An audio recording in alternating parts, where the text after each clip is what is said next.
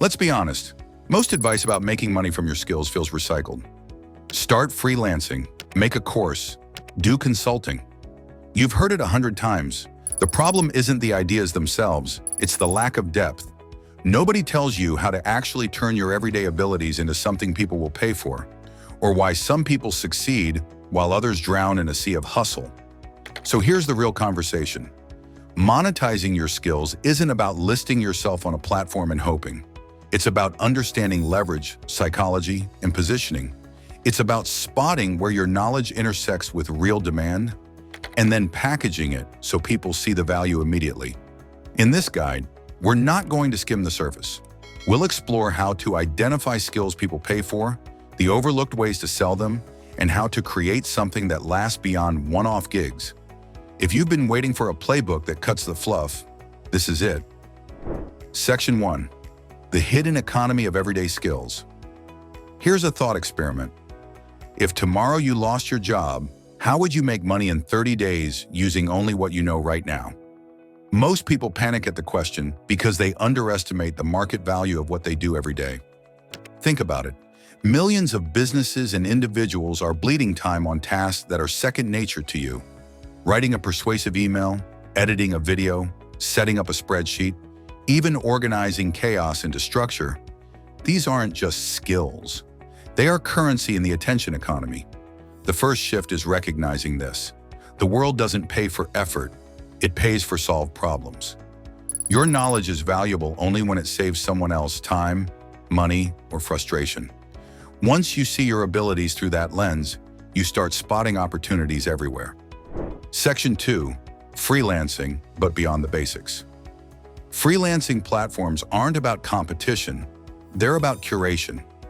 Most beginners treat platforms like Fiverr or Upwork as online job boards. Professionals treat them as laboratories for positioning. Here's the difference. The average freelancer writes, "I'm a graphic designer." The strategic freelancer writes, "I help coaches sell more courses by designing landing pages that convert." That's how you cut through the crowd. Play smarter on freelancing platforms. Don't chase projects. Design your profile as a funnel. Your words, samples, and even pricing should lead clients to one conclusion: this person gets it. Stop pricing by time. Sell by value. Editing a 60-second video isn't worth $20 if that clip helps a client make $2,000 in sales. Think long-term. A single $100 gig can turn into a $10,000 relationship if you deliver trust, not just output. Section 3. Consulting. Turning experience into strategy. The biggest lie is that you need to be an expert to consult. Expertise is relative. If you've walked a path that someone else is just stepping onto, you have insight they're willing to pay for. Think of consulting as knowledge arbitrage. You've already paid the cost in time, mistakes, and effort. Others will gladly buy the shortcut. How to carve out consulting opportunities. Identify repeatable results you've achieved. Did you grow a small Instagram page to 20,000 followers? Did you double your productivity with a system? Those are consulting offers. Productize your calls. Don't just say consultation. Say in 60 minutes, I'll show you exactly how to script and record your first YouTube video without overthinking. Charge for clarity. People don't pay for hours.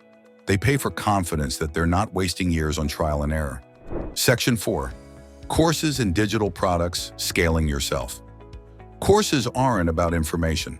Information is everywhere. What people buy is structure. They want the roadmap laid out clearly with friction removed. And here's the kicker. Your course doesn't need to be huge. In fact, shorter is often better. A 90-minute workshop that solves a specific headache can outsell a 20-hour mega course. Examples of mini courses that work. How to close your first 3 freelance clients in 30 days. Edit TikTok videos that keep people watching past 10 seconds. Time blocking for busy parents. The goal isn't to teach everything. It's to take someone from stuck to progress in the shortest possible path. Remember, freelancing sells your time, consulting sells your insight, but courses sell your systems. That's where scalability begins. Section 5. The psychology of value creation. Here's where most people fail. They focus on what they know instead of what others need. The market doesn't care about your skill set. It cares about the outcome it produces. For example, don't say, "I'm good at Excel." Say, "I can automate your monthly reports and save you 10 hours." Don't say, "I know video editing." Say, "I'll create YouTube edits designed to increase retention and add revenue." People don't pay for skills. They pay for outcomes that remove pain or unlock gains. Section 6. Designing your first moves. To keep this practical, here's a sequence you can use right now. 1. Inventory your skills. Write 10 things you can do without effort. 2. Translate them into outcomes. Reframe each in terms of what it saves or creates for others. 3rd, test demand. Search platforms, communities, or forums to see if people are asking for those outcomes. 4. Pick your entry point. Start freelancing for proof, consulting for premium, or a course for scale. 5. Refine and package. Keep evolving the offer until clients or students echo the same words. "This is exactly what I needed." Momentum doesn't come from big leaps. It comes from small wins stacked consistently.